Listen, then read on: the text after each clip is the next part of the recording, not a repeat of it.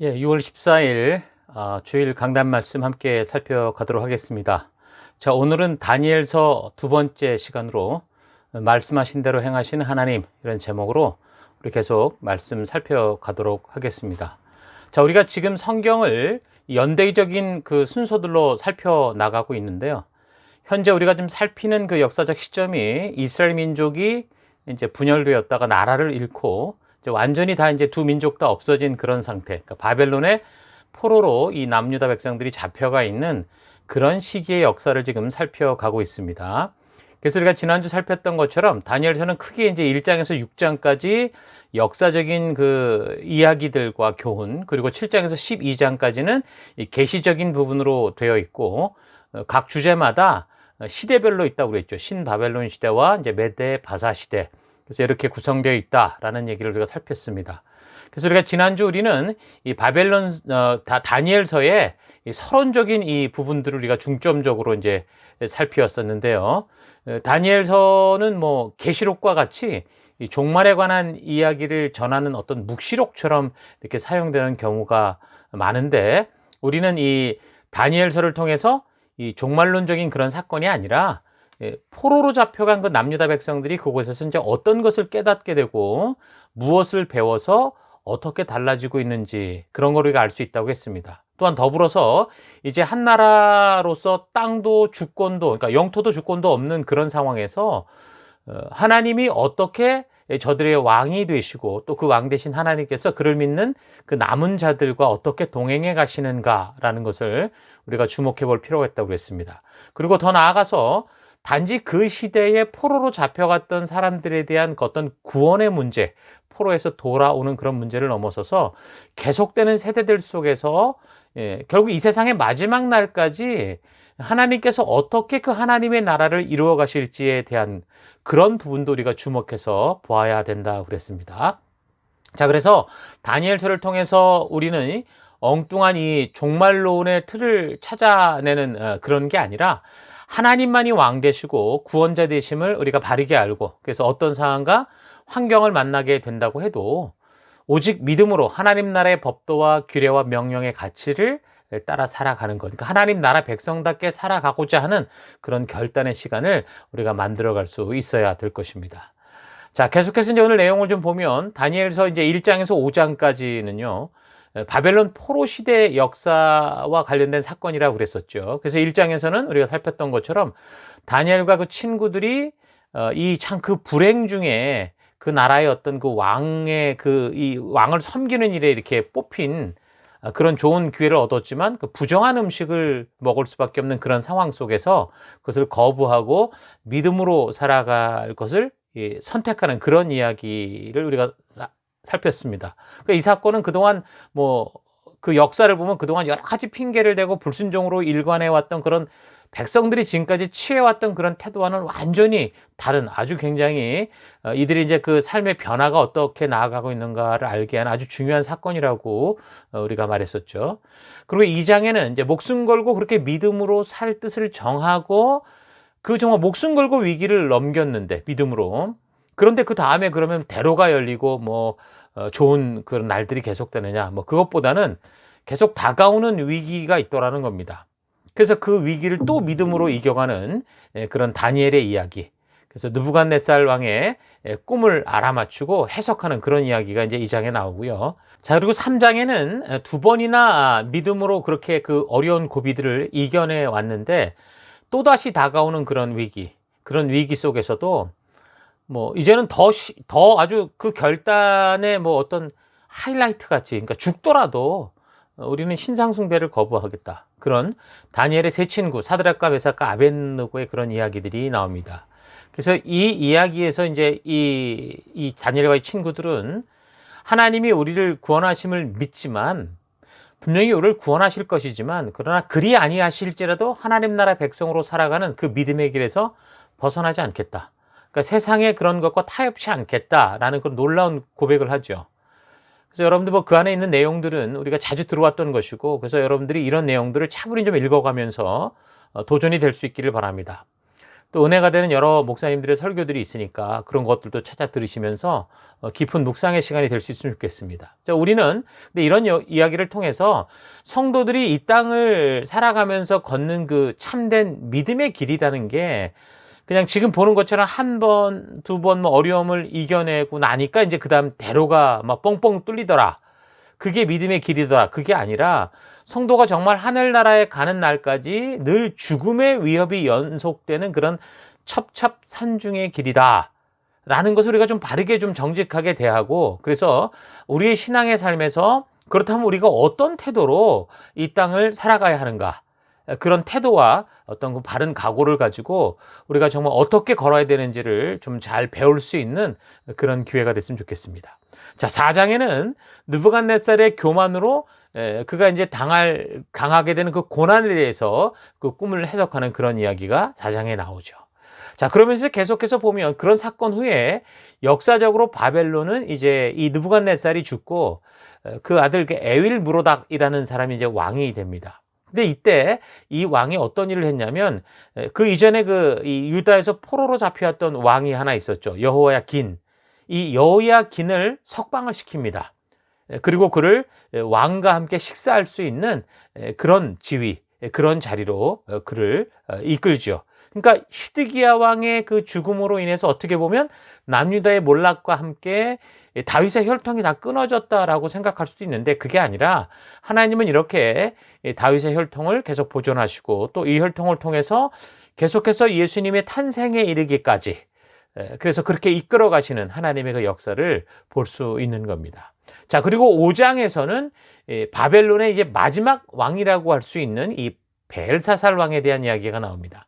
그러니까 이제 1장에서 느부갓네살 시대와 그리고 지금 5장의 이 시간적 간격은 벌써 한 5, 60년 정도 이상의 그 시간이 차이가 나는 것을 우리가 알 수 있습니다.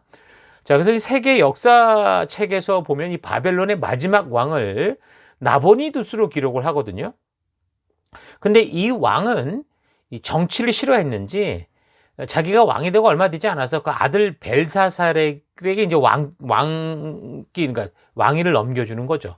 그래서 이 통치를 할 수 있도록 하고 자기는 아라비아에서 대부분의 삶을 보내는데 근데 이제 그 나중에 이 벨사살이 이 페르시아에 의해서 결국 무너지잖아요. 그리고 죽임을 당하는 그런 후에도 이 아버지였던 나보니두스는 더 오래 살아 있었다. 근데 그런 기록들도 있습니다. 자, 어찌 됐든 이 벨사살 왕이 예루살렘에서 뺏어온 이 성전 기물을 술로 막 퍼마시는 그 기물을 가져다가 막 술 잔치를 하고 그러는 버리는 중에 갑자기 이제 벽에서 손가락이 나타나서 뭔가를 쓰는 그런 일들이 벌어지죠.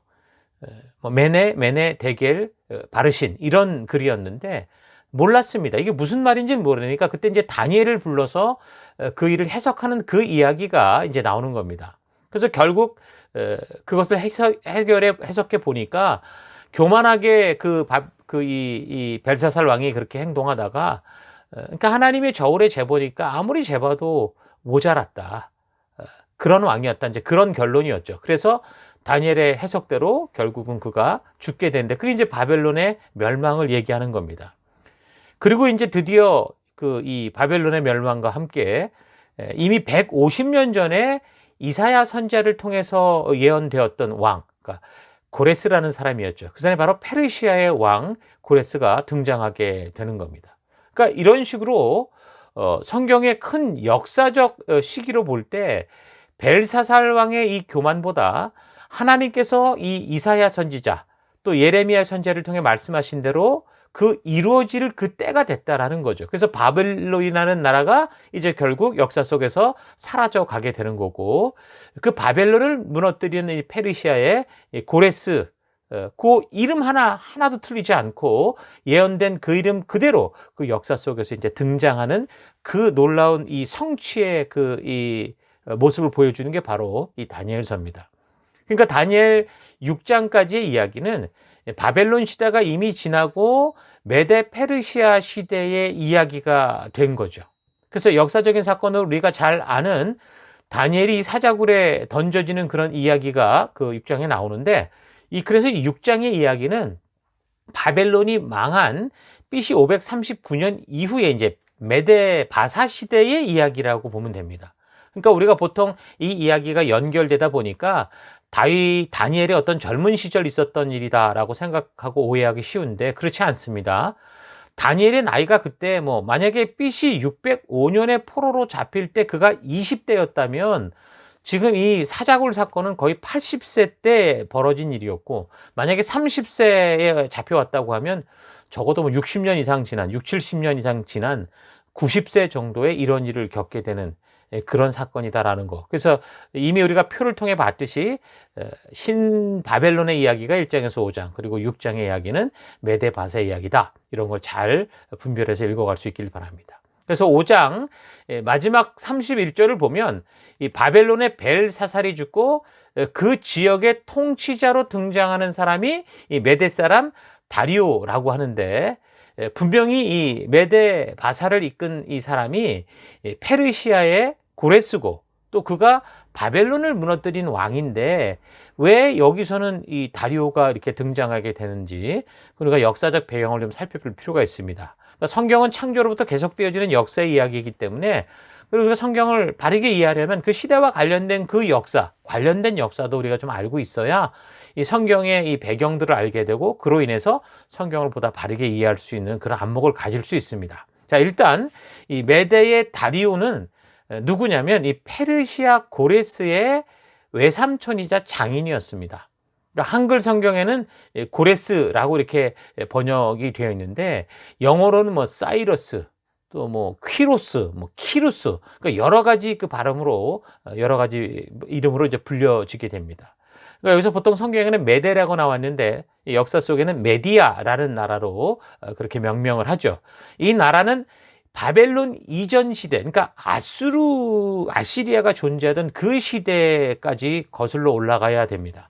그러니까 아수르가 세력이 약해질 때 그 변방에 있었던 메디아나 바벨론 등이 이 아시리아의 통치로부터 이제 독립을 하면서 이게 함께 힘을 합쳐서 아수르를 무너뜨리게 되는 거죠. 그래서 이 아수르 시대 이후의 동방세계는 크게 이제 메디아, 그리고 바벨론, 그리고 리디아, 그리고 이집트, 이렇게 크게 4개의 세력으로 나누어지는 것을 알 수 있습니다. 이 메디아 같은 경우는 이란 고원을 이제 중심으로 발흥을 해서 아수르 패망 후에 이제 동쪽으로는 인도와 접경해 있고 서쪽으로는 뭐 지금의 터키죠. 그러니까 리디아 국경에까지 이르는 광대한 이 영토. 그러니까 북쪽을 쭉 동서로 있는 그런 왕국을 가지고 있었던 게 바로 메디아였습니다. 근데 그 중에 이제 페르시아 같은 경우는 어떤 거였냐면 견줄 만한 나라가 아니라 이 메디아 왕국의 속국으로서 한 제후국으로 이 페르시아만 근처에 있었던 그런 나라였죠. 자, 그런데 어떻게 이 아수르 이후에 이렇게 미미했고 또 메디아 왕국의 속국이었던 이 페르시아가 오히려 메디아를 삼키고 그리고 리디아와 싸워 이기고 또 바벨론까지 무너뜨리면서 동방세계의 패권국으로 등장할 수 있었는가? 뭐 이런 얘기는 성경에 나오지는 않지만, 그래서 우리가 이제 세계의 역사와 함께 살펴봐야 되는데, 역사가 이제 헤로도토스라는 사람이 적은 이 역사서를 참고해 보면 알 수 있습니다. 자, 뭐 옛날 얘기 같은 건데, 그러니까 이 메디아 이 시대의 왕이 누구였냐면 아스티아게스라는 사람이 그 시대 왕이었습니다.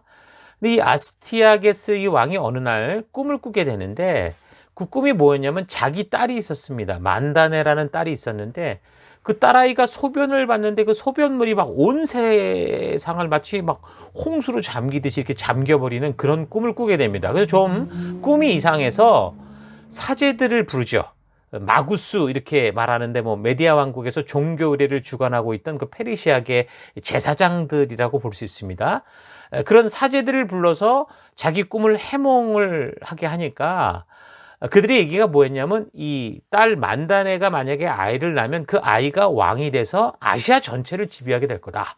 그렇게 이제 해석을 합니다. 그래서 이 말을 들은 아스티아게스가 뭐 자기 아들도 아닌 뭐 딸의 자식이 나라를 다스리게 될 거다라고 하니까 그게 싫은 거죠. 그래서 아예 처음부터 이런 일이 없도록 하기 위해서 이 자기 딸 이 만다네를 절대 왕이 될 수 없는 그런 신분의 그 이 제후국이라고 할 수 있는 그 페르시아 남자 캄비세스라는 사람과 결혼을 시켜버렸습니다.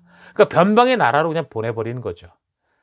자, 그렇게 해서 이제 그런 찝찝한 그 문제의 뿌리가 해결됐다고 생각을 했는데, 또 얼마 지나지 않아서 또 이 아스티아게스 왕이 또 꿈을 꾸게 되었는데, 이번에는 그 딸이 또 역시 그 딸의 음부에서 포도나무가 막 자라더니 그게 온 세상으로 뻗어나가는 그런 꿈을 꿉니다.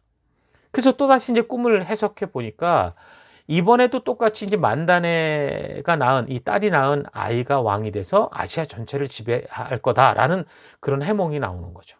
근데 마침 그때 자기 딸이 임신했다는 소식을 듣게 됩니다. 그래서 이 페르시아에 있는 자기 딸을 부랴부랴 불러들이죠.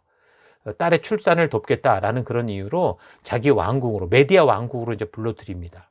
그래서 이제 만다네가 친정집으로 온 거죠. 거기서 이제 몸조리를 하면서 아이를 낳게 되는데, 이 아버지 아스티아게스 왕이 어떤 계략을 꾸미냐면, 아기가 출산하다가 죽은 것처럼, 그러니까 아기들이 태어나다가 죽는 경우가 있잖아요. 그러니까 사산된 것처럼 그렇게 꾸며서 손주를 죽이려고 했습니다. 그래서 이런 일을 누구한테 시켰냐면 자기의 신하였던 하르파고스라는 사람에게 바로 그런 일들을 시킨 거죠. 그래서 이제 곤란해진 거는 그 명령을 받은 신하 그 총리였거든요. 하르파고스 이 사람이었는데, 그 당시 이제 메데 왕국의 왕손이 지금 없었단 말입니다. 근데 그렇게 대를 이을 왕손이 없이 만약에 이 왕이 죽으면 당연히 뭐 딸이었던 만다네가 큰 영향력을 미치겠죠. 그러니까 만약에 그렇게 될 경우 이 아스티아게스 자기 왕이 시키는 대로 지금 이 일을 벌렸다가 나중에라도 이제 이런 사실이 드러나게 되면 뭐 그냥 온 집안이 멸족을 뭐 면치 못할 거잖아요. 그래서 그게 염려스러우니까 그 왕과 관련된 사람을 어떻게 끌어들여서 이제 그런 일을 처리하게 하려고 하는 거죠. 그러니까 만다네 공주가 난 그 아기를 자기가 직접 손대서 죽이는 게 아니라, 그래서 그 왕, 그 아스티아게스 왕의 가축을 돌보던 그 하인이 하나 있었습니다. 목자가 있었는데 그 목자에게 그런 일을 맡겨버리는 거죠. 근데 또 마침 그 시기에 이 하인의 아내도 임신을 했던 차였습니다. 그래서 이 가축을 돌보는 하인이 이 하르파고스의 명령을 받고 아주 곤란한 지경으로 지금 만다네 공주의 그 애를 결국 죽이려고 데리고 간 거죠. 집으로 먼저 갔는데 마침 그 자기 아내도 출산을 하다가 마침 애가 죽었어요. 애가 정말로 사산된 상태가 됐습니다. 그래서 이제 이 하인과 아내가 결국 자기들도 이 돌아가는 정세를 보면 이게 잘못됐다간 뭐 그냥 뭐 다 죽는 거잖아요. 그러니까 이제 여러 가지 이유를 통해서 마침 이제 자기 아이가 태어나다가 죽었으니까 이 아이를 그 만다네 공주의 그 아들과 싹 바꿔가지고서 죽은 아이를 정말 그 이 하르파고스가 시킨 대로 아주 산속 깊은 곳에 그 야수들이 우글거리는 곳에 이제 버려두고, 그리고 대신 이제 이 만다네 공주의 아들을 그냥 자기들이 이제 키우게 된 거죠. 어쨌든 그렇게 해서 3일째 되던 날, 그러니까 이 깊은 산 속에 야수들이 우글거리는 그곳에 그 아이의 시체를 3일 동안 두었다가 하르파고스에게 이제 전가를 보낸 거죠. 그렇게 했습니다. 말대로 해서 아이가 죽었습니다. 그래서 이제 하르파고스 총리가 자기 호위대를 보냅니다. 그래서 그 시신을 확인하고 그 아이를 묻어주는 거죠. 그래서 그렇게 이제 아스티아게스 이 왕이 시킨 일이 다 끝난 거죠. 그래서 이제 모든 게 다 해결이 됐다고 생각을 하고 세월이 흘러갔습니다. 자, 그렇게 10년이라는 세월이 흘렀는데 이제 어떤 한 사건으로 인해서 이 만다네의 아들 이 고레스가 죽지 않고 살아있다는 사실이 이제 만천하에 드러나는 일이 발생을 하는데요. 이제 이 아이들이 자라서 동네 아이들과 같이 놀게 되잖아요. 근데 이 뭐 아이들끼리 노는데도 이 고레스는 좀 특별했던 것 같아요. 그냥 대충 노는 게 아니라 아주 10살밖에 되지 않은 아이인데도 막 제대로 이 나라의 조직을 짜고 아이들에게 막 각각 임무를 줘서 진짜 나라를 다스리는 그런 왕처럼 아주 당돌하게 그런 식으로 놀았던 겁니다. 근데 이제 함께 놀던 애들 중에 그 어느 고위 관리의 아들이 있었는데 겨우 지금 가축을 뭐 관리하는 집 아들 하인이나 다를 바 없는 고레스가 이제 자기가 이제 왕이 돼서 막 명령을 하니까 자기는 그런 명령을 들을 수 없다고 이제 거부를 한 거죠. 그래서 고레스가 이 어렸지만 엄한 그 자기들이 약속한 그 규율에 따라서, 그러니까 왕의 명령을 따르지 않는 그런 않을 때 어떻게 다다는 규율에 따라서 그 아이를 때렸습니다. 그 처벌을 내린 거죠. 그래서 그 고위 관리집 아이가 그냥 매를 많이 맞은 겁니다. 그래서 이제 아버지에게 일렀겠죠. 그러니까 이제 고위 관리가 뭐 당장 뭐 하인의 아들이니까 뭐 죽여도 될 그럴 판이었는데, 사실 그럴 수가 없었던 게 그 아버지 누굽니까? 그 하인이 그 왕의 가축을 관리하는 목자였잖아요. 그러니까 함부로 또 건드렸다가는 이게 쉬운 일이 아니죠. 그래서 먼저 이런 사건을 왕에게 이제 보고하면서 좀 자기가 그 애들을 좀 처리할 수 있게 해달라. 그렇게 이제 요청을 하는 겁니다. 근데 이 소식을 들은 이 아스티아게스 왕이 너무 재밌는 거예요. 혼을 내주는 건 내주는 건데 도대체 누가 그렇게 이제 당돌하게 그런 왕 역할을 아주 하면서 놀았는지 궁금해져서 그 아이를 좀 불러오라고 그랬습니다. 자, 그래서 그 아이가 오게 되는데 다가오는 아이의 얼굴이 낯설지가 않은 거죠. 그리고 아이가 말하는 게 왕이라고 할 수 있는, 왕인 자기 앞에서도 아주 당차게 자기가 왜 그렇게 해야 됐는지를 아주 조목조목 이야기를 하는 거예요. 그 포스가 아주 장난이 아니라는 거죠. 그런 모습을 볼 때 자기 스스로도 많이 닮았다라는 생각도 하고, 또 정말 실제로 그래 보이고, 이 겉으로도. 그래서 이 아이의 나이를 물어봤는데 딱 나이가 보니까 자기 손자죠. 손주를 죽였던 그 나이와 거의 똑같은 거예요. 그래서 뭔가 이상한 낌새를 채리는 겁니다. 그래서 이 아이의 아버지를 먼저 불러오죠. 그 목자를 불러와서 신문을 합니다. 물론 처음에는 뭐 절대 뭐 아니라고 그랬었는데, 이제 고문을 하고 뭐 거의 뭐 그런 식으로 하려고 하니까 이제 두려운 거죠. 그래서 이제 그대로 이제 사실 직고를 하게 됩니다. 그래서 이제 손자를 죽이도록 자기가 명령했던 사람은 사실 하르파고스였는데, 그래서 이 총리를 불러가지고 그때 정황이 어떻게 된 건지, 너 이거 제대로 어떻게 했는지를 물어본 거죠. 그래서 이제 결국은 이야기가 다 짜맞춰져서 어떤 상황이 됐다라는 걸 알게 된 겁니다. 그래서 이제 이런 소문이 이제 메디아 수도인 엑바타나에 완전히 다 이제 퍼지게 된 거죠. 뭐 그렇게 되니까 아스티아게스 왕도 다시 이 나라의 그 결정을 돕는 아까 그 제사장들, 이 마고스들을 불러들여서 이런 상황을 이야기하면서 이제 의견을 묻게 되는 겁니다. 그때 이제 마고스들이 또 얘기하는 거는, 어쨌든 그렇게 태어났다면 이 아이가 분명히 왕이 될 것입니다. 그렇게 얘기를 하는데, 이 아이가 어린 아이들을 데리고 이러이러 왕노릇을 하고 이러더라. 그런 얘기를 하니까 이제 이 마고스 제사장들이 이 아이가 왕의 어떤 특별한 개입이 없이 스스로가 아이들 틈에서 그렇게 진짜 왕 같은 역할을 했다면 우리가 이전에 드렸던 신탁이 바로 이렇게 이루어진 것일 거다. 이 애는 왕이 됐던 거나 마찬가지이기 때문에 두 번 다시 왕이 되는 그런 일은 없을 것입니다. 이런 식으로 해석을 합니다. 아스티아게스도 그런 해석에 아주 흡족하게 이제 동의를 하는 거죠. 마음도 편하고 모든 게 다 해결이 되는 거잖아요. 아이도 죽이지 않아도 되고 그런 식으로 모든 게 해결이 되니까.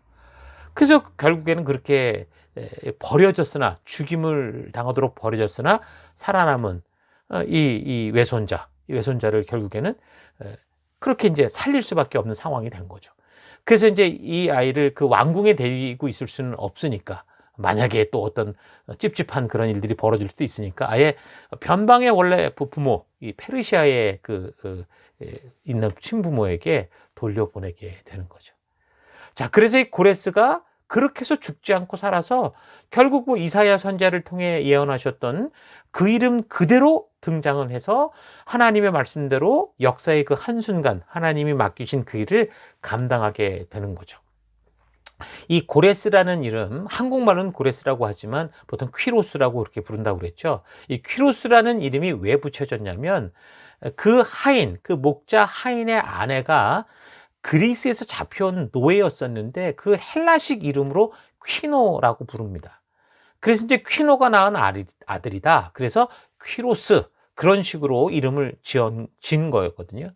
근데 퀴노라는 이 그리스 말이 메데 지역 말로는 스파코라고 합니다. 그 암케라는 의미를 가진 스파카라는 단어와 같았거든요. 그러니까 만약 고레스가 그 궁정에서 태어났다면 이름도 퀴로스가 될 수가 없죠.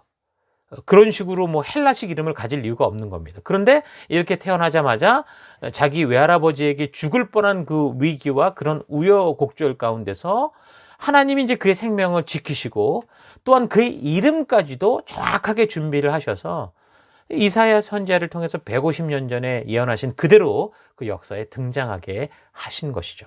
그래서 이 고레스의 이 부모들이 이 아이가 이렇게 살아난 것은 들어봤더니 결국 이건 신의 섭니다. 그렇게 생각하면서 이 아이가 그 메디아 왕의 가축을 지키는 목자를 통해 겨우 살아났다 그렇게 한 게 아니라 분명히 그 왕이 내다 버리라고 그랬는데 버렸는데 그 퀴노 메디아 말로는 스파카라고 그랬잖아요. 그러니까 암캐라고 그랬죠. 그 의미가 같이. 그래서 이 버려진 아이를 암캐가 젖을 먹어 키웠다. 그런 식으로 마치 이 소문을 퍼뜨리면서 아주 영웅담으로 그런 식으로 이제 이야기를 만든 거죠. 그래서 고레스의 탄생 신화 같은 것이 그런 식으로 이제 전파되게 되는 겁니다. 자, 어찌 됐든 그런데 이제 이렇게 이 아이가 이 고레스가 어쨌든 살아서 이 변방의 그 제후국 이 페르시아에 결국 가서 살게 됐는데 어떻게 그러면 그 큰 나라 메디아 나라 전체를 그가 가지게 되었나 하는 거죠. 자, 그건 이제 고레스를 죽이려 했던 그 외할아버지 메디아 왕 아스테아게스가 왕의 권력으로 이 신하들을 함부로 다룬 그 포악함 때문이라는 게 원래 결론입니다. 조금 전 이야기하고 다시 연결해서 이제 얘기를 해보면 결국 그 아스티아게스 왕이 조사를 통해서 봤더니 어떻게 이제 죽지 않게 됐는지를 아는 거잖아요. 그리고 그 명령을 하르파고스에게 했었잖아요. 그래서 하르파고스를 불러서 그걸 다 확인해 봤더니 결국은 따지고 보면 하르파고스가 그 명령을 자기 나름대로는 제대로 했다고 했지만 어쨌든 문제가 생긴 거였잖아요. 그래서 겉으로는 그런 표현을 안 하는데 아주 하르파고스에게 아주 즉각적인 복수를 합니다. 어떤 식으로 하냐면 사실은 이 사건은 자기 아주 잔악한 그 의도가 드러난 건데 그래도 이제 자기가 이런 일을 뭐 어쩔 수 없이 그 꿈 때문에 그렇게 했지만 사실 마음이 늘 좋지 않았다. 늘 힘들었었는데 다행히 정말 신의 도움으로 이 아이가 이렇게 살아있으니 정말 한시름 놓게 됐다. 나에게도 기쁨이다. 그러면서 모든 사람을 이제 안심을 시키는 거죠. 그러면서 그 신하 하르파고스에게 무슨 말을 하냐면 이제 이 아이가 내 손자 아니냐. 궁중에서 이제 잘하려면 궁중의 도도 배우고 궁중의 도를 아는 그 친구들과 좀 어울려야 되니까 네 아들 좀 보내라. 이제 그 하르파고스의 아들이 13살 정도 된 아들이 있었는데 그 아들을 궁으로 보내라. 그리고 너는 가서 준비하고 이제 내가 베푸는 잔치에 참여해라. 그렇게 이제 명령을 내립니다. 그래서 이 왕의 명령을 받고 이 하르파고스가 아주 자랑스럽게 집으로 돌아가죠. 그래서 이제 하르파고스 아들을 이제 자기 아들을 궁정으로 보냅니다. 자, 근데 이제 아스티아게스 이 왕이 그렇게 해서 이제 그 하르파고스의 아들을 이 아들이 이제 왕궁으로 오게 되니까 어떻게 했냐면 이 아이를 죽이게 합니다. 잡아서 죽여서 토막을 낸 다음에 요리를 하는 거예요. 그리고 이제 아무것도 모르고 이제 왕궁 잔치에 온 이 하르파고스에게 너가 이런 일을 했기 때문에 정말 특별한 음식을 너에게 주고 싶다. 그러면서 이 자기 아들을 요리한 것을 그 아스티아게스에게 줍니다. 그래서 하르파고스에게 주는 거죠. 그래서 이 하르파고스가 아무것도 모르고 특별히 자기를 위해 막 이렇게 준 그런 왕의 특별 요리다라고 하면서 아주 맛있게 배불리 이제 먹게 되거든요. 하면서 왕이 그러는 거죠. 너에게 특별히 대접한 그 고기가 뭔지 아냐? 모르죠, 당연히. 그 남은 게 이 바구니에 있으니까 네가 가져가라고. 그러고 봤더니 거기에 뭐가 있었냐면은 자기 아들의 머리 그리고 잘려진 손과 발이 있었습니다. 그러니까 하르파고스는 자기 아들의 인육을 먹은 건지 안 거죠. 그래서 그 죽음을 확인하면서 얼마나 당황하고 놀랐겠습니까? 근데 이 사람이 이 아스티아게스 왕이 얼마나 잔인하고 이런 사람인지를 알았었기 때문에 자신이 아들의 고기를 먹었다는 걸 알면서도 안색이 하나도 안 변하고 왕이 어떤 일을 뭐 자기에게 뭐 벌이든지 어떻게 처리하시든지 저는 기꺼이 달게 받겠습니다. 그러면서 또 충성을 다짐을 합니다. 그래서 이런 모습에 이제 아스티아게스 왕이 이걸로 이제 처벌이 됐다라고 생각을 한 거죠.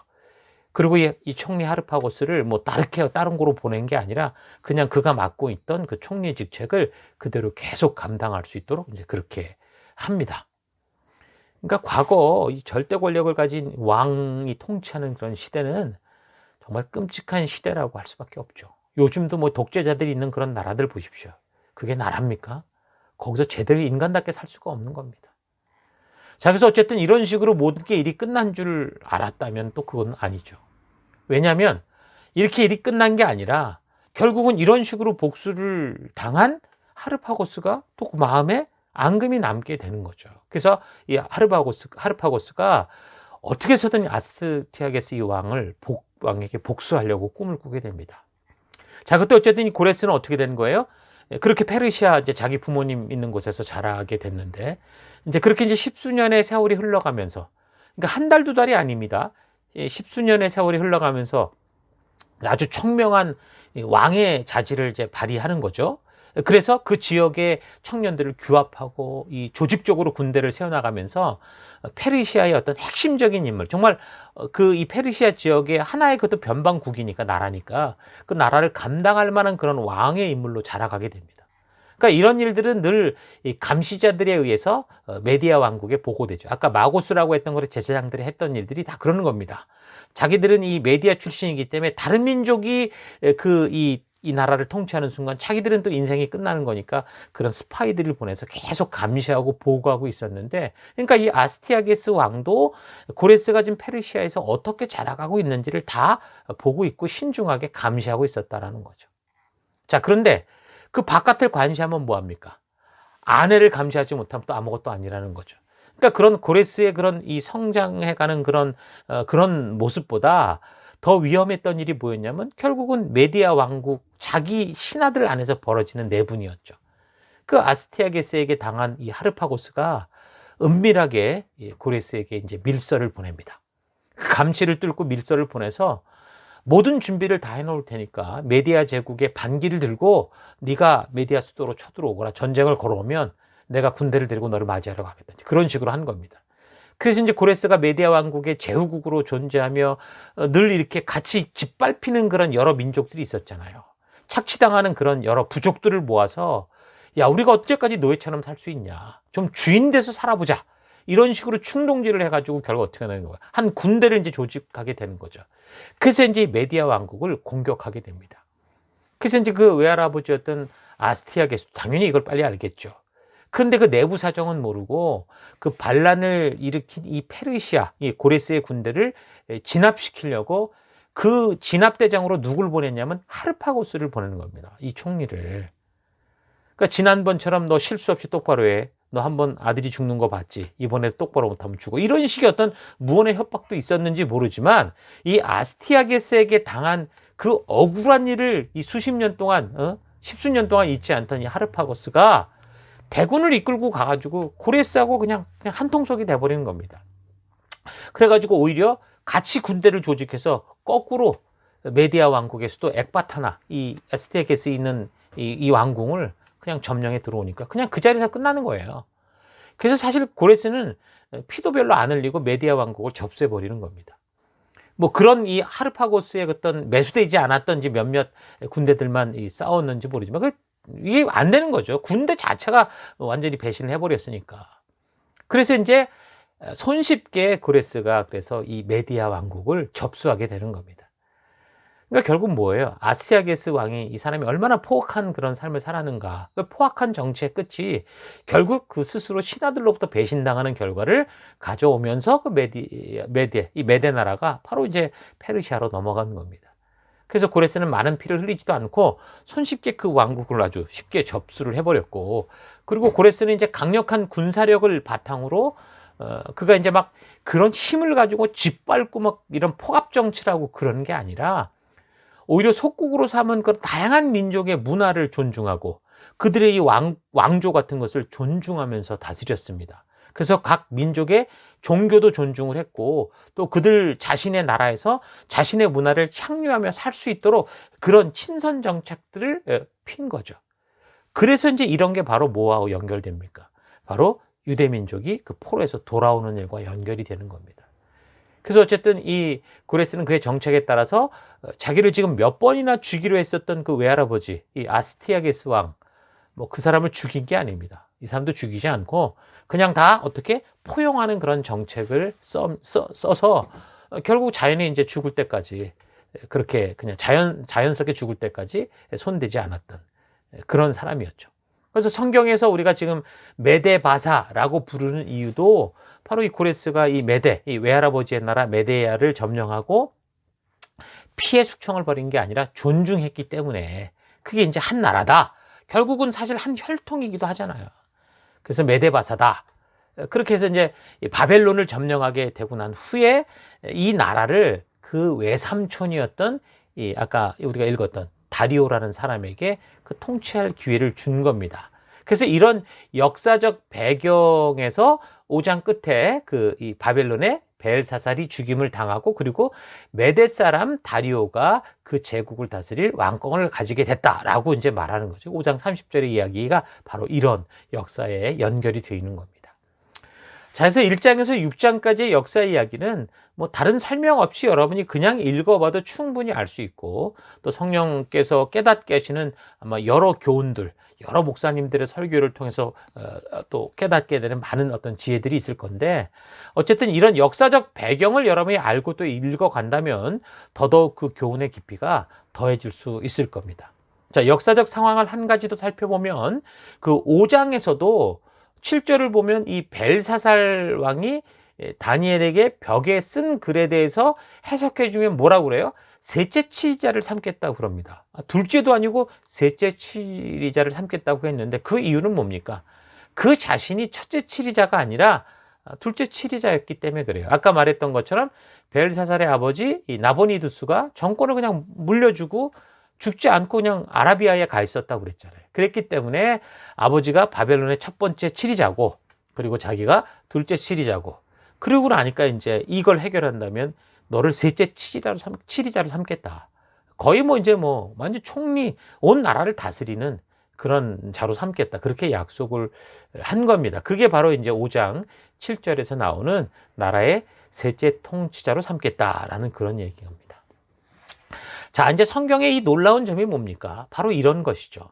성경의 예언과 역사가 너무도 정확하게 세계의 역사 속에서 하나님의 말씀 그대로 좀 같이 맞물려서 이루어지고 있다는 겁니다. 하나님께서는 그의 백성들에게 약속하신 대로 우리에게 알게 하신 대로 그 말씀대로 행해 나가시는 분이다라는 것을 성경의 역사만이 아니라 또 그 지역, 그 세계의 역사를 통해서도 알 수 있습니다. 자, 그런데 열방의 거룩한 제사장 나라로 살아달라고 그 하나님이 부탁한 이 언약 백성들은 어떻게 한 겁니까?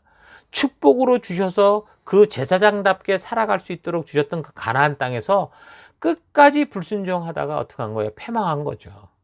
그리고 이제 영토도 없고 주권도 없고 왕도 없고 다 모든 걸 빼앗긴 채로 바벨론에게 이제 비참하게 포로로 잡혀가서야 하나님의 살아계심과 그의 능력을 이제 확인하게 되는 겁니다. 자, 이런 것을 보면 예레미야 선지자가 이 정확히 봤던 것처럼 뭐 굉장한 성전, 엄청난 군대와 부강한 나라로 존재하면서 하나님을 모르고 그렇게 사는 것보다 비록 나라와 주권을 잃어도 하나님을 향한 믿음과 말씀을 잊지 않고 하나님의 살아계신과 동행하는 그런 삶, 그게 포로 생활이든 사망의 음침한 골짜기든 그게 더 복된 것이다 라는 것을 우리가 알 수 있는 거죠. 그래서 여러분의 삶이 지금 풍요롭지 못하다고 해도 그걸 아쉬워하지 마시고 바로 그 환경이 하나님과 동행할 수 있는 정말 하나님과 함께 하나님과만 걸을 수 있는 광야의 길이구나. 이런 사실을 알고 좀 감사하는 우리가 됐으면 좋겠습니다. 그러니까 사람들은 어려운 그런 지금 그런 시기보다 뭐가 좀 잘 살고 나면 뭐 하나님을 더 찾고 말씀에 더 기울이고 뭐 하나님을 더 깊이 만나는 게 아니라 오히려 아무것도 없어서 죽을 것만 같은 그 광야에서 홀로 그럴 때 하나님을 우리가 찾고 만나게 되죠. 이스라엘 백성들을 보십시오. 축복의 땅 가나안에서 하나님을 더 열심히 찾고 만난 게 아니었습니다. 오히려 모든 것을 잃어버린 바벨론 포로 시기를 통해서 진정으로 하나님을 찾고 만났죠. 그러니까 사람들은 부유하고 배부를 때보다 하나님 외에는 아무도 돌아봐 줄 수 없는 그런 광야를 만나야 하나님을 찾고 하나님의 그 말씀이 참되시다라는 것을 보게 되는, 겸손하게 되는 거죠. 그래서 비록 광야와 같은 포로 생활이었지만 이 사람들이 포로로 잡혀가 있었지만 이게 단지 방황하는 어떤 사라져가는 포로 생활이 아니라 하나님만 의지하게 되고, 그래서 하나님만이 참된 왕 되시다라는 것을 더 알게 되는, 그 영적으로는 정말 더 성숙해지고 자라가는 귀한 시간이었다라는 것을 알 수 있습니다. 자, 그래서 여러분들도 지금 여러분의 삶이 광야와 같은 그런 삶을 한다면 오직 의지할 분이 하나님밖에 없구나. 오히려 그것을 감사하십시오. 많은 것이 없어서 불행한 게 아니라, 남이 가진 게 없어서 불행한 게 아니라, 정말 의지하고 붙들 그 한 분이 없어서 인간은 늘 불행한 겁니다. 만약 여러분들 중에 이미 하나님의 말씀이 귀에 들리지 않고 있고 어떤 상황과 환경 속에서도 순종의 길로 가려기보다는 자꾸 불평과 불만을 쏟아내고 핑계와 변명이 많아졌다, 그럼 여러분 아마도 지금 풍요로움이 주는, 나는 부족하다고 말하지만 뭔가 지금 풍요가 주는 함정에 빠진 상태라는 걸 우리가 인식해야 됩니다. 그래서 그런 사실을 인정하고 여러분 빨리 속히 하나님의 말씀으로, 하나님이 계신 광야로 돌아 나오는 그런 인생이 되어야 됩니다. 더 조심해야 될 게 뭡니까? 그런 사람들이 누구냐면 지금 삶이 광야예요. 완전히 막 이 돌짝밭 같은 데를 가는데, 근데 그곳에서 그로 인해서 하나님의 진심을 만나야 되는데 그게 아니라 그곳에서 원망하고 불평하고 핑계대고 이렇게 가득 찬, 그 핑계로 가득 찬 삶을 사는 사람들, 이게 참 안타까운 거죠. 일상의 삶도 광야를 헤매는데 영혼도 광야를 헤매는 그런 사람들, 이게 참으로 불쌍한 사람들입니다. 여러분, 삶이 광야 같은 것은 우리로 하여금 오직 하나님만이 구원자 되시고 인도자 되신다라는 것을 알게 해서 오직 하나님을 믿고 그 말씀을 따라 순종의 길을 걷게 함으로 해서 결국에는 하나님이 우리를 위해 준비하셨던 그 여호수아 약속했던 만사 형통의 그 축복을 누리는 그런 길로 인도하는 거거든요. 자, 그래서 우리의 삶이 비록 축복으로 풍요로워도 어떻게 됩니까? 우리 스스로가 의도적으로 광야로 자꾸 나가야 되는 겁니다. 가난한 이웃들이 있고 병들고 고통당하는 이웃들이 있는 그곳으로 나아가서, 하나님을 알지 못하는 땅으로 나아가서 불편하고 힘들고 어려워도 하나님을 전하고 하나님을 의지할 수밖에 없는 그런 광야로 우리가 자꾸 나가야 되는 겁니다. 교회 안에서도 그저 나 혼자 잘 먹고 잘 사는 게 아니라 우리에게 맡겨진 그 영혼들을, 한 사람 한 사람을 가슴으로 좀 품고 그 영혼을 위해 우리가 울고 기도하고 섬기고 세우는 일. 나의 힘으로는 이 맡겨진 사람을 도저히 변화시킬 수가 없어서 자꾸 하나님 앞에 나아가 무릎 꿇고 울고 기도하고 매달릴 수밖에 없는 그런 생명을 낳는, 생명을 세우는 길. 여러분, 그런 광야의 길, 사명의 길로 나아가야 됩니다. 여러분, 그렇지 않으면 우리는 교회 속에서, 그러니까 축복의 땅 그 가나안 속에서 왕 대신 하나님을 잃어버릴 수도 있다라는 겁니다. 하나님만이 나의 참된 왕이 아니라 더 많은 돈과 명예와 권세를 질 수 있는 것들, 나 혼자 편리한 삶이 그런 내 인생의 왕이 되고 마는 거죠. 그래서 여러분의 삶이 어디쯤에 지금 있는지 그래서 잘 분별하고 늘 스스로 오직 하나님만 찾을 수 있는, 하나님을 만날 수밖에 없는 그 광야로 나가는 여러분과 제가 됐으면 좋겠습니다. 자, 지금 이 포로 시기는 주권도 없고 남에게 짓밟히는 그런 최악의 시기였죠. 사람들의 눈에는 분명히 망했고 무너진 시기 같았지만, 그러나 지금 이 내용들을 보십시오. 영적으로 자세히 살피면 오히려 하나님이 그 백성들의 진정한 왕의 자리로 돌아오셔서 회복시키고 정결케 하고 그 나라를 이끌어가는 그 축복된 시기다라는 걸 우리가 볼 수 있는 거죠. 하나님은 거룩한 제사장 나라로서의 사명을 잃고 망해버린 이 스스로 회복할 수 없는 그 절망의 그곳에서 끝까지 믿음으로 사는 이 백성들을 인도하시는 그 놀라운 일, 하나님 나라를 이루어 가시는 일을 하고 계시는 겁니다. 그래서 그 백성들을 보호하시기 위해서 새로운 나라와 더 무슨 막강한 왕을 막 세우는 그런 게 아니라, 그러는 게 아니었죠. 그러니까 이제 하나님께서는 인간의 죄의 문제를 영원히 온전히 해결해 주시고 하나님의 백성답게 사는 그 신의 산 언약을 끝까지 믿음으로 사는 성도들의 마음에 기록하셔서 사람이 아니라 이제 하나님이 직접 통치하시는 그런 나라, 그런 나라를 세우시는 새 언약을 성취해 가시고 이루어 가시는 그 시기가 바로 이 포로의 시기. 우리에게는 절망 같은 그런 시기에 하나님이 이런 일을 하셨다라는 겁니다. 그래서 이런 새 언약은 단지 이때 나타난 게 아니라고 했죠. 이미 예레미야 선지자를 통해서도 예언을 하셨던 거 아닙니까? 예레미야 31장 33절. 내가 이스라엘 집과 맺을 언약이 이러하다 하면서 결국에는 하나님이 맺을 새 언약을 약속하셨었잖아요. 자, 그래서 이제 다음 주에 살필 7장부터 나오는 이 계시들을 자세히 보면 하나님께서 직접 인도해 주시는 이 새 언약의 그 영원한 나라가 무엇인가를 알게 하거든요. 그게 바로 예수님께서 머리가 되시는 이제 교회다라는 것을 에스겔을 통해서 확인을 했지만 또다시 여기서 재확인할 수 있는 그런 것을 우리가 볼 수 있습니다. 그러니까 교회라는 하나님이 통치하시는 이 나라는 나라의 어떤 영토나 군대와 같은 우리 눈으로 볼 수 있는 가시적인 그런 영역은 없지만 하나님의 말씀이 법이 되고 하나님의 살아계심을 믿음으로 말미암는 하나님의 통치권이 미치는 하나님의 말씀 그대로 살아가는 하나님의 주권이 임하는 그런 나라인 거죠. 그래서 이 말은 뭐라는 겁니까? 그러니까 교회당 같은 이 건물, 성전 이런 것, 영토 이런 게 교회가 아니라 하나님의 법도와 규례를 따라 순종하며 하나님 나라의 가치를 따라 하나님의 말씀의 뜻대로 살아가는 그 존재가 있는 거, 바로 여러분 성도가 있는 거, 그게 바로 교회다라는 사실을 우리가 알 수 있는 거죠. 그래서 교회당에만 오는 게 믿음이 아니라 하나님의 말씀을 마음에 새기고 우리가 서 있는 그곳에서 그 가치를 따라 살아가는 거, 그게 참된 믿음이라는 겁니다. 그러니까 교회를 다녀도 하나님의 말씀대로 사는 하나님의 통치권이 그래서 미치지 않는다면 그것은 온전한 하나님의 백성일 수 없는 거죠. 비록 지금처럼 우리가 지금 코로나 바이러스로 인해서 지금 모일 수도 없는 이런 어려운 상황, 그런 환경으로 인해서 우리가 정말 모이지 못한다고 해도, 그런데 우리의 삶 속에 하나님의 말씀의 가치가 살아있고 그래서 그 말씀의 가치를 따라 하나님의 통치, 하나님의 말씀대로 살아간다고 한다면 바로 여러분이 교회고 여러분이 모여있는 곳이 교회고 하나님의 백성이고 그것이 하나님의 나라가 되는 거죠. 그러니까 교회당에는 사실 쉽게 누구나 다 나올 수 있습니다.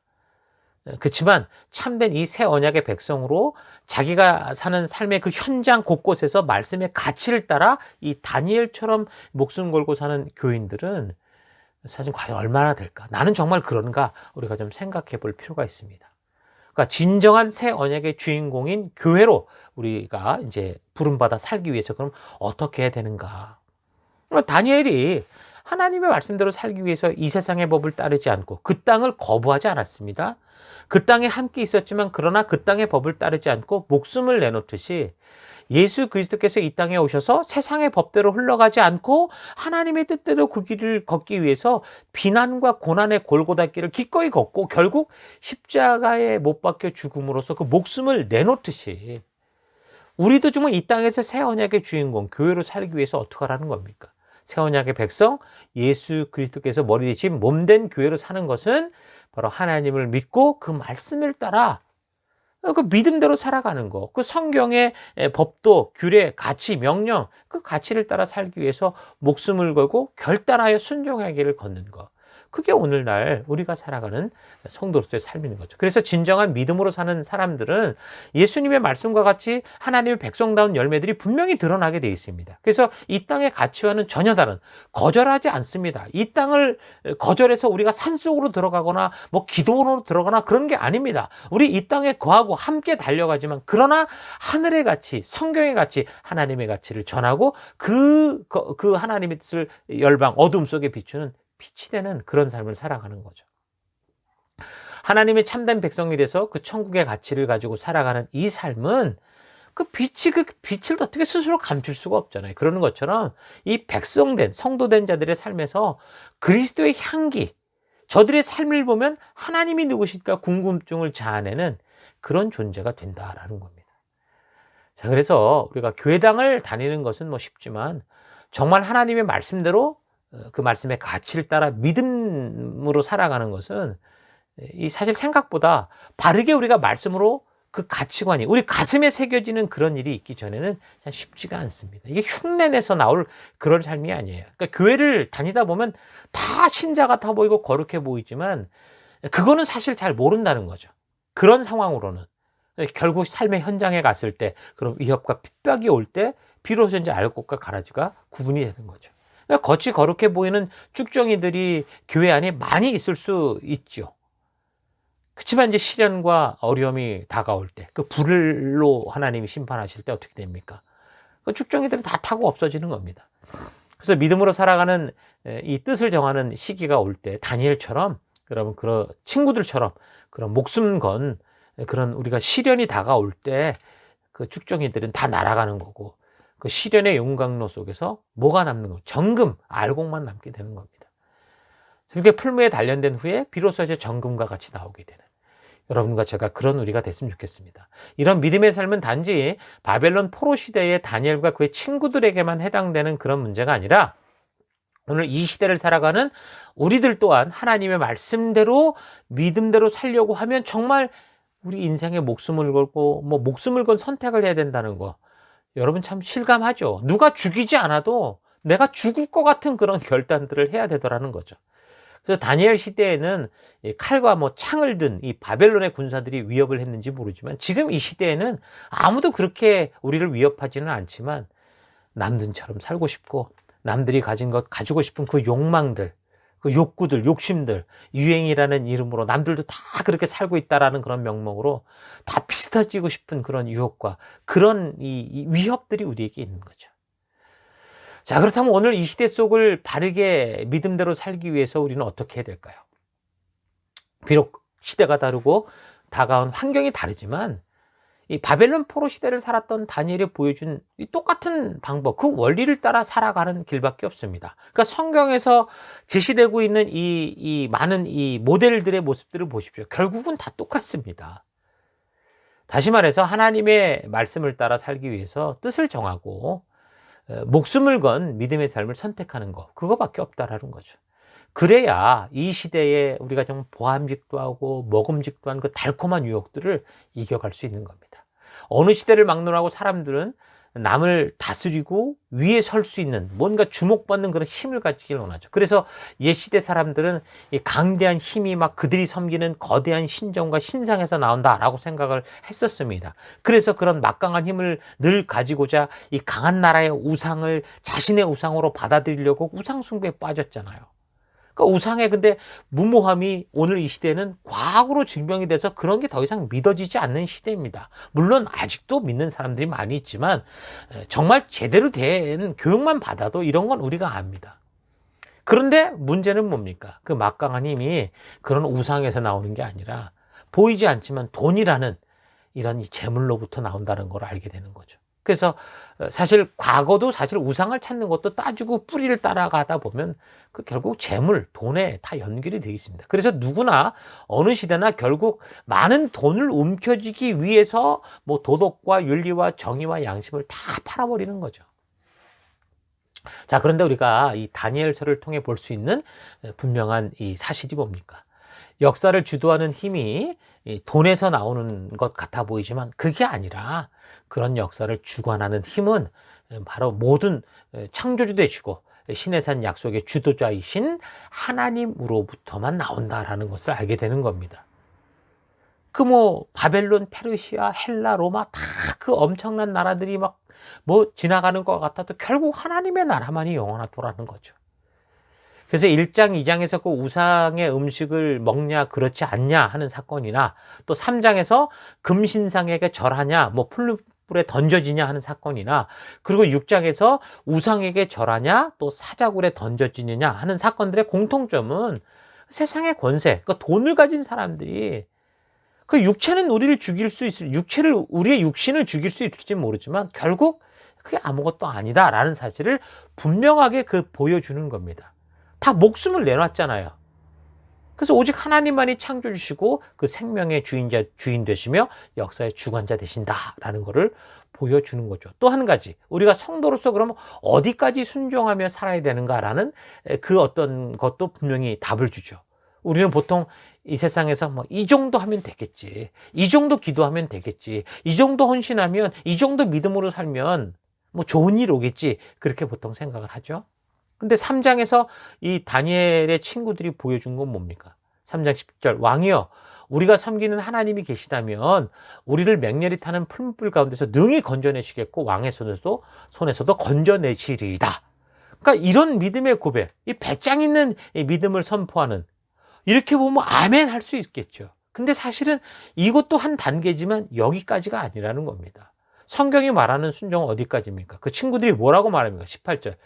그렇게 하지 아니하실지라도, 그리 아니하실지라도 왕이여 우리가 왕의 신들을 섬기지도 아니하고 왕이 세우신 금신상에 절하지도 아니할 줄로 아옵소서.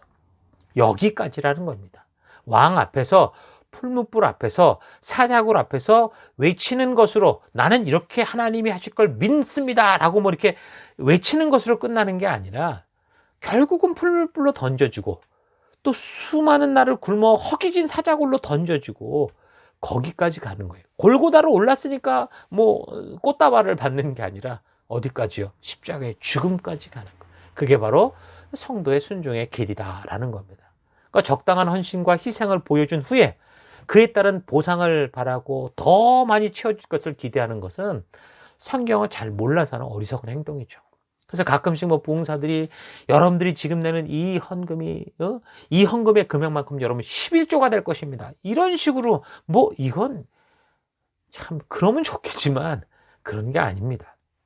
골고다의 길을 이만큼 걸어왔으면 이렇게 어렵게 정말 돌 맞고 침뱉음을 당해 왔으면 이제 축복과 대로의 길이 열려야 된다. 이건 착각이라는 거죠. 그 골고다의 길을 끝까지 걸어가야 되고 또 그 골고다의 꼭대기에서 결국 뭡니까? 십자가에 달려 죽기까지 가야 되는 겁니다. 그 십자가에 매달려 있지만 끝까지 죽지 않는 어떤 무슨 불사조가 된다. 이거는 성경의 약속이 아닙니다. 성경은 성도가 십자가에 달려 예수님과 함께 죽어야 된다. 그래야 부활의 열매로 너희가 거듭날 수 있다라는 걸 말씀해 주는 거죠. 여러분 보통 기복신앙 이렇게 말하는 게 왜 위험합니까? 그게 바로 그겁니다. 이 정도 했으니까 이렇게 지극정성을 보였으니까 이제 하나님이 그에 합당한 대가를 나에게 줘야 된다. 줘야 되지 않냐? 그런 신앙이 기복신앙인 거죠.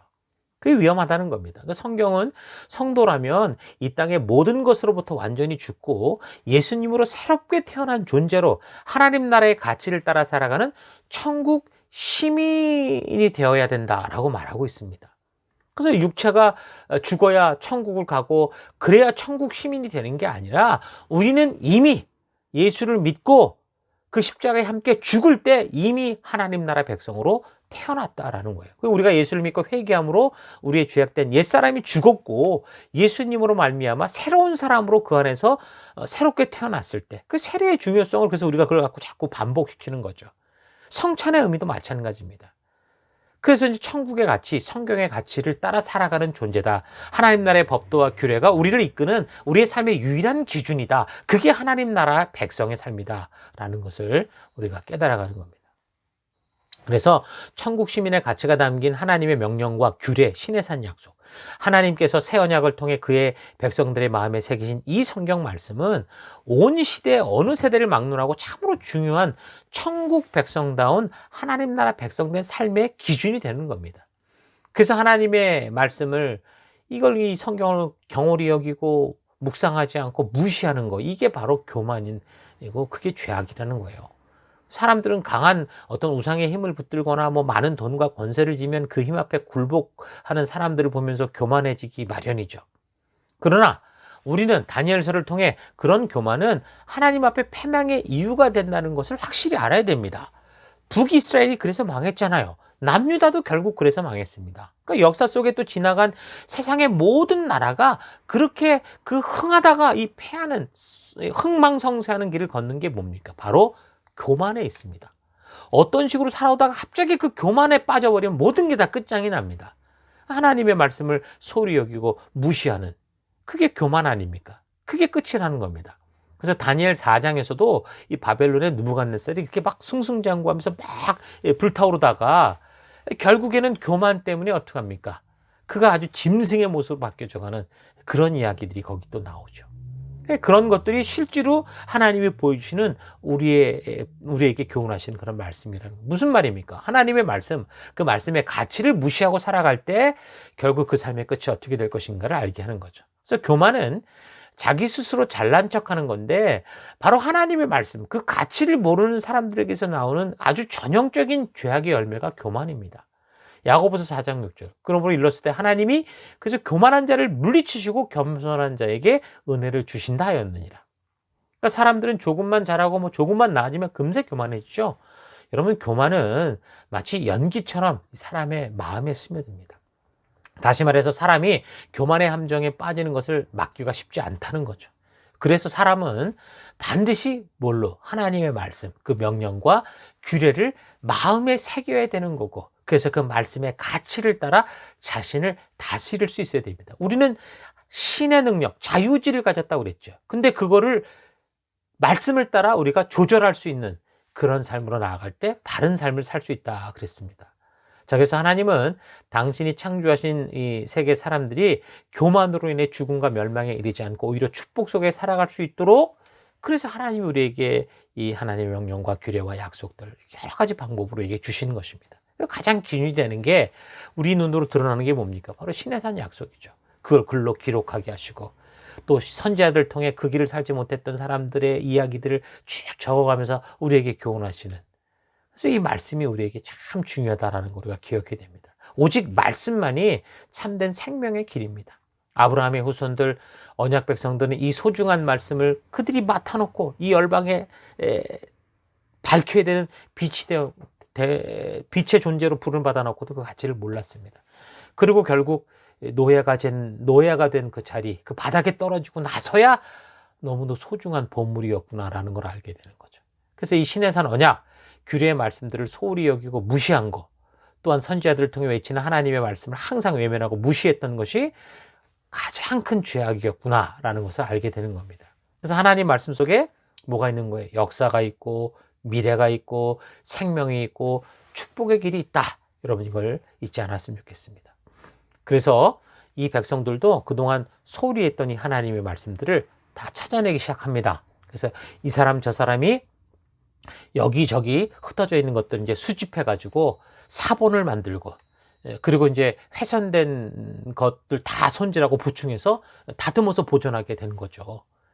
그래서 우리가 현재 보고 있는 구약 성경이 AD 그 90년경 이 얌리아 회의에서 이제 정경으로 확정이 되는데, 이 기본 틀, 이 프레임이 바로 이 바벨론 포로 시기에 이렇게 만들어지게 되는 겁니다. 그래서 바벨론 포로 생활을 통해서 이들은 하나님의 말씀의 중요성을 발견하고 하나님께서 말씀해 주신 것을 수집하고 모으게 되는데, 이렇게 모아진 성경은 지금 인류 역사에 그렇게 모아진 저 2000년이 넘도록 큰 영향력을 온 세계 속에 미치고 있는 거죠. 자, 이렇게 하나님의 말씀이 중요하게 여겨지고 모아지면서 그것을 해석하고 가르치는 게 이제 정착이 되기 시작합니다. 근데 이제 성전은 없어지고 함부로 모일 수도 없었기 때문에 그 시대, 포로 시대부터 성전의 예식들이 빠지고 이제 랍비들을 중심으로 말씀을 읽고 또 알고 배우는 그런 모임이 시작되죠. 뭐 이런 거를 뭐 시나고그, 뭐 회당 모임 이렇게 말을 하는데, 이 시작이 바로 이 바벨론에서부터, 이 포로 생활에서부터 시작이 된 겁니다. 자, 오늘 우리가 이 6장까지 살폈는데요. 70년 포로 시기와 관련된 그런 역사를 일단 살폈습니다. 자, 7장부터 계시에 관련된 내용이 이제 다음 주 이제 시작이 되니까 다음 주부터 계속 그것을 더 살펴갈 겁니다. 아직 뭐 7장부터 12장까지는 우리가 한 3번 정도 더 걸쳐서 우리가 살펴가게 될 겁니다. 자, 한 주간 여러분 이제 다니엘서 1장에서 6장 이 역사적인 사건들을 좀 다시 좀 읽고 또 뜻을 되새겨 볼 수 있기를 바랍니다. 또한 이제 7장의 내용들도 좀 미리 읽어서 우리가 말씀을 들을 때 하나님의 거룩한 뜻을 더 잘 알 수 있는 그런 준비가 되는 한 주가 될 수 있기를 바랍니다. 자, 다음 주에 계속해서 우리 7장부터 살펴가도록 하겠습니다. 우리 잠시 묵상하며 기도하십시다. 묵상하겠습니다. 예, 시내산에서 열방의 제사장 나라로 언약한 이 하나님의 세우신 나라가 하나님을 거절하고 인간을 왕으로 세워 살다가 결국 교만과 욕심에 빠져 완전히 망하고 말았습니다. 이건 하나님의 좀 창피스러운 일이라고 할 수 있겠죠. 부끄러운 수치와 같은 일이라고 할 수 있지 않겠습니까?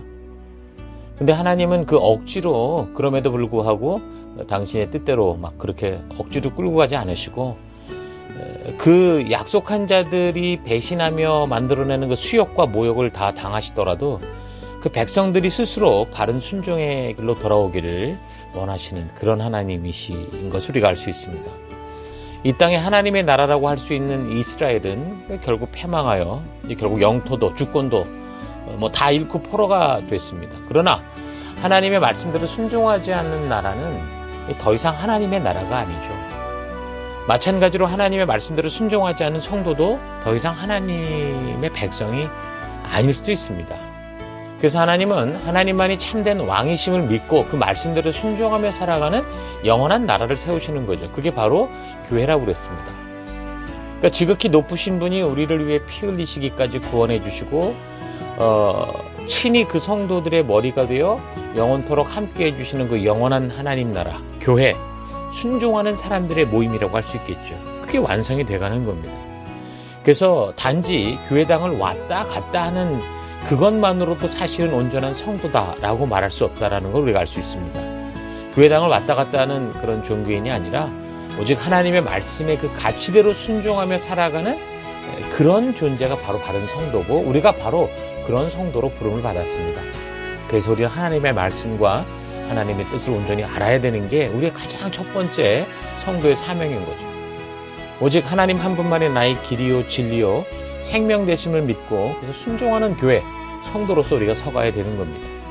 내 모든 삶에서 순종하기보다 불평과 불만, 핑계와 변명만이 이렇게 막 난무하다면 기꺼이 우리가 좀 모든 것을 다 털어내고 나를 좀 제대로 되돌아보고 오직 하나님만 바라볼 수 있는 곳, 그 광야로 나가야 하는 겁니다. 이 세상의 역사는 결국 하나님을 믿는 그런 사람들의 삶과 또 불순종하는 사람들의 삶, 그래서 하나님의 나라와 그렇지 않은 나라로 나누어진다고 그랬었죠. 그리고 그 끝은 똑같이 영원한 시간을 계속 살아가게 되지만 믿음으로 살아가던 자들은 어떡합니까? 천국 가운데서 하나님과 동행하는 삶으로, 천국의 삶으로, 그렇지 않고 불순종의 길, 자기 생각과 욕심과 교만대로 살아갔던 그런 사람들의 길은 결국 영원토록 지옥에서 살게 될 거라고 그랬습니다. 믿음의 바른 눈을 가지고 그래서 우리가 지금까지 가지고 있던 그런 헛된 기대와 그 욕심들을 좀 바르게 좀 내려놓고 그리고 온전히 우리 주님이 우리를 부르신 그 믿음의 길로 나아가는 우리가 되었으면 좋겠습니다. 역사가 하나님의 살아계심을 증거하다는 거 잊지 마시고 오늘 또 말씀을 되돌아보시면서 잠시 기도하기 원하는 것은 내가 그동안 말씀을 바르게 모르기에 가졌던 그 헛된 꿈과 기대, 그 욕심들을 하나님 회개합니다. 회개하시고요.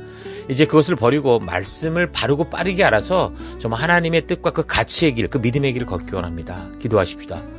나로 하여금 자꾸 하나님 외에 다른 많은 것을 가지게 하는 그 죄악된 자리를 벗어나서 오직 하나님 한 분만 바라볼 수 있고 하나님과의 그 동행이 얼마나 중요한가를 알 수 있는 광야로 나가는 삶, 하나님 그런 광야의 삶을 소중히 여기는 내가 되기 원합니다. 그래서 늘 나를 보내신 삶의 터 곳곳에서 정말 보내신 하나님의 백성답게 살아가는 그런 주의 거룩한 백성 삼아 주옵소서. 우리 다 같이 잠시 묵상하며 기도하겠습니다. 기도하십시오.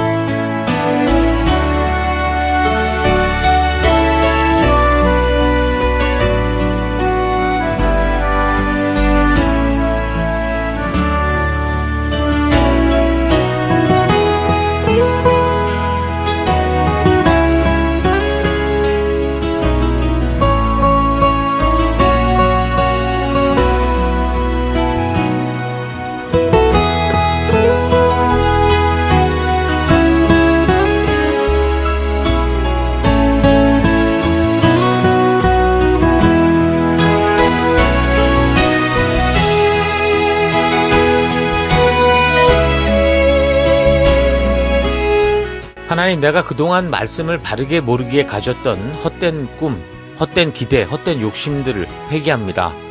이제는 그것을 버리고 말씀을, 우리 하나님의 마음을, 그 법도와 규례와 그 가치를 바르고 빠르게 알아서 하나님 정말 이 땅 가운데 보냄을 받은 자다운 믿음의 길을 걷기 원합니다. 하나님, 저로 하여금 자꾸 하나님 외에 다른 많은 것을 가지게 하는 그런 죄악된 자리를 벗어나게 하여 주옵소서. 하나님, 그래서 그 길을 떠나 오직 하나님 한 분만으로 만족할 수 있는 하나님 그 광야의 삶, 그 광야의 길을 소중히 여기고 언제라도 하나님 배부른 교만과 욕심으로 가득 찰 때 그곳 우리 하나님을 만날 수 있는 곳으로 나아갈 수 있는 내가 되기 원합니다. 지극히 거룩하신 우리 예수 그리스도의 피로 산 이 하나님의 나라, 교회로서 그 하나님 나라 백성, 성도로서 정말 하나님의 백성다운 그 말씀의 가치를 따라가는 주권을 가지고 내가 서 있는 어느 곳에서든 하나님의 통치가 임하는 그런 하나님의 나라를 하나님 이루어가고 하나님의 나라의 백성으로 서가는 그런 내가 되기 원합니다. 이 한 주간 우리가 살아가는 곳곳에서 그렇게 하나님 나라 백성답게 하나님 나라를 온 열방 가운데 알게 하는 거룩한 믿음의 삶으로 나아가는 내가 되기를 간절히 바라옵고 예수님 이름으로 기도했습니다. 아멘.